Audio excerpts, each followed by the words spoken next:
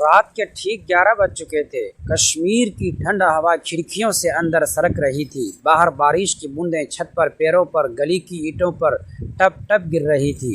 घर में सन्नाटा था। सिर्फ छत का पुराना पंखा धीमे धीमे घूम रहा था और फ्रिज की हल्की सी हम की आवाज़ आ रही थी। बेटा यानी बाबू ऑफिस से बोला था कि आज लेट आएगा, कोई मीटिंग है, कोई क्लाइंट आया है।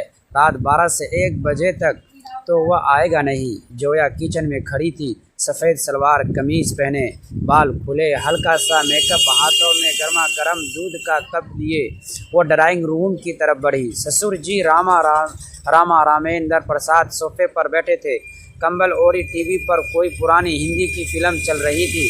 अमिताभ बच्चन वाली पर उनकी नज़रें स्क्रीन पर नहीं थी।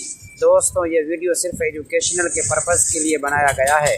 दोस्तों, वीडियो में आगे बढ़ने से पहले वीडियो को लाइक और हमारे चैनल को सब्सक्राइब ज़रूर कर दीजिएगा। दोस्तों, चलते हैं आज की कहानी की तरफ। किचन के दरवाजे पर टिकी थी। जोया ने गिलास आगे बढ़ाया। ससुर जी लीजिए, आज ठंड बहुत ज़्यादा है, गर्म दूध पी लीजिए, गला भी गर्म रहेगा। रामेश्वरम ने गिलास लिया। उंगलियां जानबूझकर जोया के नरम हाथों पर रोक गई।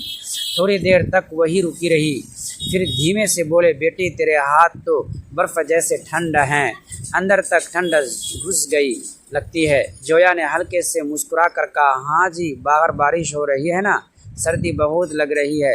रामेश्वरम ने कंबल थोड़ा सा खींचा और सोफे की तरफ इशारा किया, आजा यहाँ बैठ जा थोड़ी देर, कंबल के अंदर थोड़ी गर्मी मिलेगी। अकेले बैठे बैठे मैं बोर हो रहा हूँ।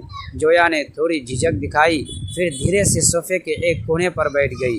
रामेश्वरम ने कंबल दोनों के पैरों पर फैला दिया। अब दोनों के पैर कंबल के नीचे बिल्कुल चिपके हुए थे।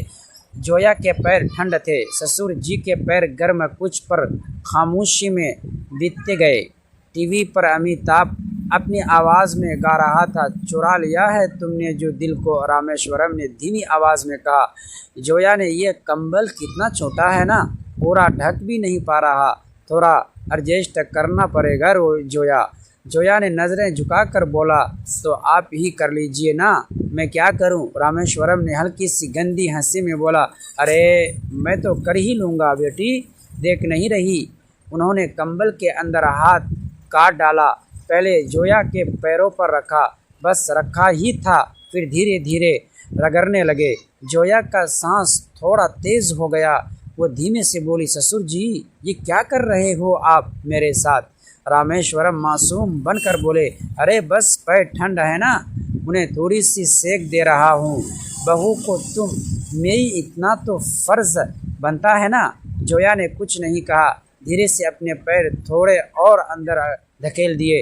अब ससुर जी की उंगलियां उनके पैरों के बीच वाली नरम जगह पर धीरे धीरे घूम रही थी, जैसे कोई छोटी सी शरारत। रामेश्वरम ने फिर कहा, बेटी तू कितनी गर्म है, जैसे कोई जलता सा चूल्हा अंदर हो।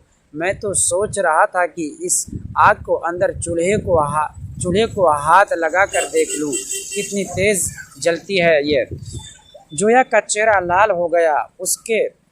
उसने सिर्फ इतना कहा, आप ही ना कितनी बुरी बुरी बातें करते हो। रामेश्वरम ने धीरे से जवाब दिया, बुरी बातें दिल से निकलती है बेटी, और जो जलते दिल से चाहता है वो जुबान पर आ ही जाता है, चाहे कितना भी छुपाओ।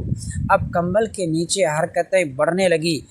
प्रिया का हाथ धीरे धीरे ससुर जी की जांघ पर आ गया, बस रख दिया, हिलाया नहीं, पर उंगलियां हल्के हल्के दबा रही थी।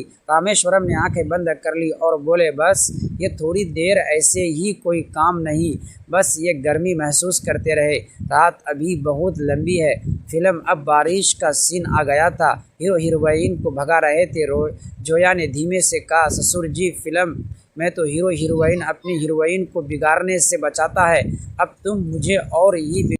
पास खड़ी बाहर देख रही थी। उसके हाथ में गर्म चाय का कप था, लेकिन ठंडी हवा के कारण उसकी उंगलियां हल्की हल्की कांप रही थी। उसके मन में अजीब सी बेचैनी थी, जैसे आज की रात कोई अनजाना राज अपने साथ लेकर आई हो।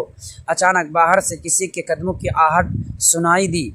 जोया का दिल ज़ोर ज़ोर से धड़कने लगा। इस सुनसान पहाड़ी घर में इतनी रात को आखिर कौन हो सकता था? उसने धीरे धीरे खिड़की का पर्दा हटाया और बाहर झांक कर देखा, लेकिन धुंध इतनी घनी थी कि कुछ भी साफ दिखाई नहीं दे रहा था। तभी दरवाजे पर धीमी से दस्तक हुई। कमरे में सन्नाटा और गहरा हो गया। दोस्तों, अगली पार्ट देखने के लिए प्लीज़ चैनल को सब्सक्राइब ज़रूर कर लीजिएगा।